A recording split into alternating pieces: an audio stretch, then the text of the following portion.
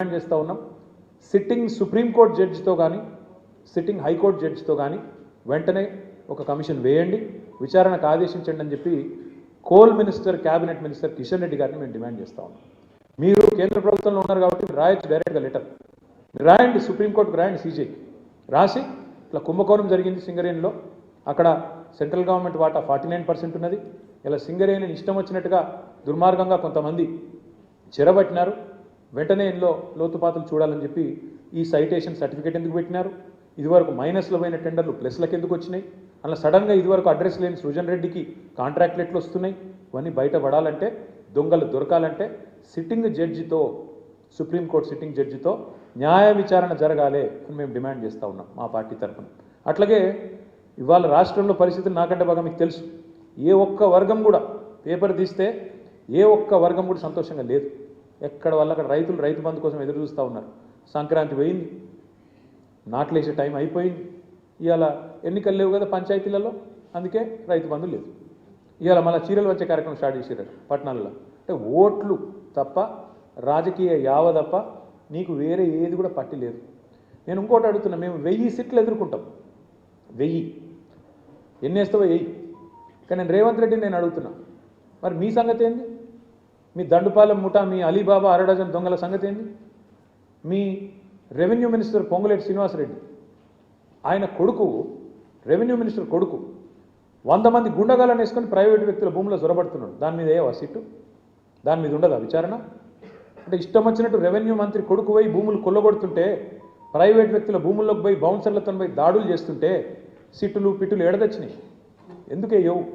అట్లాగే అడుగుతున్నా నేను, మీ మీ మీ సన్నిహిత అనుచరుడు రోహిన్ రెడ్డి పారిశ్రామికవేత్త తలకు తుపాకీ పెట్టిండు అని నేను చెప్పుడు కాదు, మీరు చెప్పుడు కాదు, మీడియా చెప్పుడు కాదు, మంత్రి గారి కుమార్తె చెప్పింది, మీ క్యాబినెట్లో ఉన్న మంత్రి గారి కుమార్తె చెప్పింది.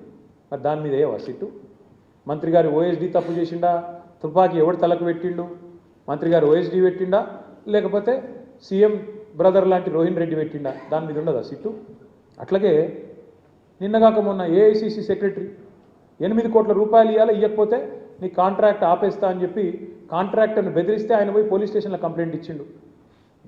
భ్రమరాంబిక అనేది ఉంది ఏజెన్సీ, అలంపూర్ భ్రమరా. మరి దాని మీద ఉండదా సిట్టు? దాని మీద వస్తలేదు నీ చేయలు.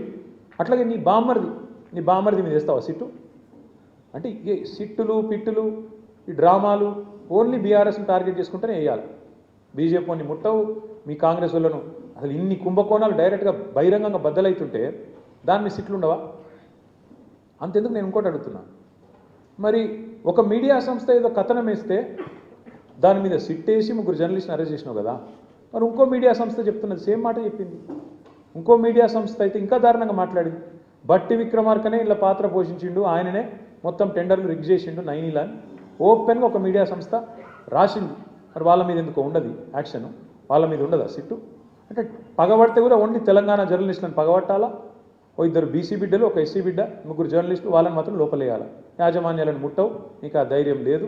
వాళ్ళని మాత్రం ఎవరైతే అసలు దొంగలు ఉన్నారో వాళ్ళని ముట్టుకునే ధైర్యం లేదు నీకు. ఇవన్నీ ప్రజలు చూస్తలేరు అనుకుంటున్నావా? నేను ఒకటే అంటా ఉన్నా, నువ్వు ఏమన్నా చేసుకో రేవంత్ రెడ్డి, ఒకటి మాత్రం పక్క, నిన్ను మాత్రం వదిలిపెట్టం. ఇవాళ నేను అధికారులకు కూడా చెప్తా ఉన్నా, ఈ ఫోన్ ట్యాపింగ్లు వీటి మీద జరుగుతున్న ధారావాహికంగా జరుగుతున్న డ్రామాలు, ఇందులో భాగస్వాములు అయిన అధికారులకు కూడా నేను చెప్తా ఉన్నా, ప్రతిరోజు ఒక్కరిదే ఉండదు. ఇంకో 2-2.5 ఏళ్లలో మళ్ళీ మా ప్రభుత్వం తప్పకుండా వస్తుంది. మీకు తెలుసు, ప్రజల మూడు మీకు తెలుసు. మన గ్రామ పంచాయతీ ఎన్నికల్లో చూసినారు, మీకు తెలుసు. ఇవాళ ఎన్నికలు పెడితే రాష్ట్రంలో ఏం ఫలితం వస్తుందో కూడా అధికారులకు తెలుసు. నేను వారికి చెప్తా ఉన్నా, మేమెన్నడూ గత 10 ఏళ్లలో ఇట్లా అధికారాన్ని దుర్వినియోగం చేయలేదు, ఎక్కడా చేయలేదు. ముఖ్యంగా పోలీస్ వ్యవస్థను ఇంత అడ్డంగా దుర్వినియోగం చేసేదైతే ఇవాళ నాటకాలు ఆడుతున్నారో వాళ్ళందరికీ నేను ఒకటే చెప్తా ఉన్నా, మీరు బలవుతారు, మధ్యలో మీరు బలవుతారు. రేవంత్ రెడ్డి రాజకీయ క్రీడలో మీరు బలవుతారు. మొన్నెట్లయితే కాంగ్రెస్ పార్టీ అంతర్గత కుమ్ములాటల్లో ఆధిపత్య పోరులో జర్నలిస్టులు బలైనారో, రేపు నేను చెప్తున్నా, మీరు భాగస్వాములు అయితే అధికారులు మీరు బలవుతారు, గుర్తుపెట్టుకోండి. రిటైర్ అయిన వాళ్ళని ఏం చేయలేరు భవిష్యత్తులో బీఆర్ఎస్ వాళ్ళు అనుకుంటురేమో, దానికి కూడా మాకు రేవంత్ రెడ్డి గారే తోజు పెట్టిండు. రిటైర్ అయిన అధికారులను కూడా తీసుకొచ్చి 40 రోజులు జైల్లో పెట్టినాడు. కాబట్టి రిటైర్ అయిపోతాము, తప్పించుకుంటాము అనుకునే వాళ్ళకు కూడా నేను చెప్తా ఉన్నా, ఎవరు ఎక్కడికి పోలేరు. ఇప్పుడు ఎవరెవరైతే రేవంత్ రెడ్డి గారు ఆడిచ్చినట్టు ఆడుతుండ్రో, అక్రమమని తెలిసి కేసులు పెడుతుండ్రో, అక్రమమని తెలిసి అడ్డదారులు దొక్కుతున్నారో ఇంకెక్కువ మాట్లాడుతున్నారు కొంతమంది. అయితే ఎమర్జెన్సీ అయితే మీరు బయట ఉండురా, లోపల ఉందురు. ఎవరు ఎక్కడ ఉండాలో కాలం నిర్ణయిస్తుంది, ప్రజలు నిర్ణయిస్తారు. ఒళ్ళు దగ్గర పెట్టుకుని ఉంటే మంచిది. ఈ టైప్లో ఆయన ఆడిచ్చినట్టు ఆడితే మాత్రం మీకు కూడా తప్పకుండా భవిష్యత్తులో మరి చట్టపరంగా న్యాయపరంగా మీకు కూడా ఇబ్బందులు ఉంటాయి, గుర్తుపెట్టుకోవాలని చెప్పి కూడా అధికారులకు చెప్తూ, ఈ డైవర్షన్ డ్రామాలు మేము పట్టించుకోం. హరీష్ రావు గారు బ్రహ్మాండంగా పోతారు. ఆయన ఏమడిగినా సమాధానం చెప్పడానికి ఆయన రెడీగా ఉన్నారు. ఎన్నిసార్లు పిలిచినా పోవడానికి రెడీగా ఉన్నాం. చట్టము, ధర్మము, న్యాయం ఈ దేశంలో ఇంకా బతికుంది. రాజ్యాంగం పట్ల మాకు నమ్మకం ఉంది. మా నాయకుడు కేసీఆర్ నేర్పించిన నీతి మాకు అది. కాబట్టి ఎవ్వరు భయపడం, మా కార్యకర్తలే భయపడతలేరు, మేమెందుకు భయపడతాం?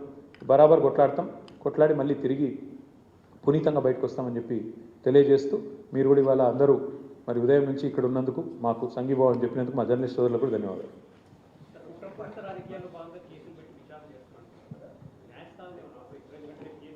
ఇప్పుడు న్యాయస్థానాల్లో ఆల్రెడీ కాళేశ్వరం విషయంలో ఆశ్రయించాము. కాళేశ్వరంలో ఆల్రెడీ విచారణ జరుగుతోంది. ఫోన్ ట్యాపింగ్లో కూడా already the matter is sub జుడిస్. వాస్తవానికి సుప్రీంకోర్టులో వ్యవహారం నడుస్తూనే ఉంది. ఆల్రెడీ హరీష్ రావు గారికి సుప్రీంకోర్టు కొట్టేసింది, క్లీన్ చిట్ ఇచ్చింది. అయినా ఎందుకు పిలిచారో మీరు వాళ్ళని అడగాల. విచిత్రం ఏంటంటే బ్రదర్, మేమేమో ఈ 2 ఏళ్లలో 200 ప్రెస్ మీట్లు పెట్టింటాం ముఖ్య నాయకులందరం కలిసి. ఒక్క ప్రెస్ మీట్ ఫోన్ ట్యాపింగ్ మీద ఒక్కడు కాంగ్రెస్ వాడు పెట్టినాడా? ఒక్కడు ఎవడన్నా బాధ్యత గల్లోడు? ఎవరన్నా ఒక్కరు చెప్పాలి కదా. అసలు ఏంటి కేసు, ఎవరి మీద ఆరోపణ, ఏంటి ప్రూఫ్? ఒక్కరు పోలీసు వాళ్ళని చెప్పన్నా? ఏది లేదు, అంతా లీక్ల మీకెళ్ళి నడిపిస్తున్నారు. మీరు కూడా అవే రాస్తున్నారు. ఆయన లీక్ ఇచ్చుడు, మీరు అదేదో పెద్ద అదే గాస్పెల్, అదేదో భగవద్గీత అన్నట్టు మీరు రాసుడు, దాన్ని మళ్ళీ పెద్ద తెల్లరి తాటికాయంత అక్షరాలతో రాసుడు. దాని వెనకాల అడ్వర్టైజ్మెంట్లు, మీడియా మేనేజ్మెంట్లు, సంక్రాంతి శుభాకాంక్షలు, న్యూ ఇయర్ గ్రీటింగ్స్ మాకు కనబడుతూనే ఉన్నాయి.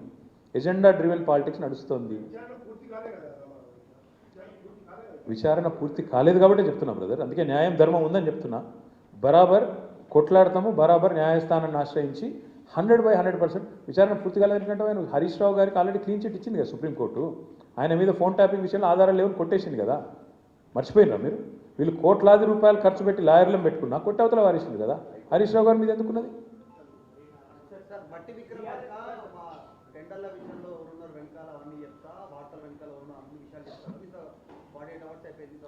నా పేరు KT Ramarao. Your asking the wrong person.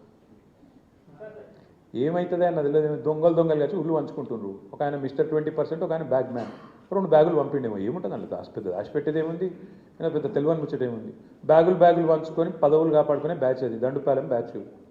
ఒక ఆయన 20%, ఒక ఆయన 30%. ఏమున్నది? ఈ దేశంలో అందరికీ తెలుసు బ్రదర్, కాంగ్రెస్ అంటేనే స్కామ్ గ్రేస్. వాళ్ళు చేసే దుర్మార్గ పనుల నుంచి, వాళ్ళ కమిషన్లు, వాళ్ళ దందాల నుంచి దృష్టి మరల్చేందుకే ఇక మా మీద వేసే ఈ ఎంక్వైరీలు, కమిషన్. అది కథ.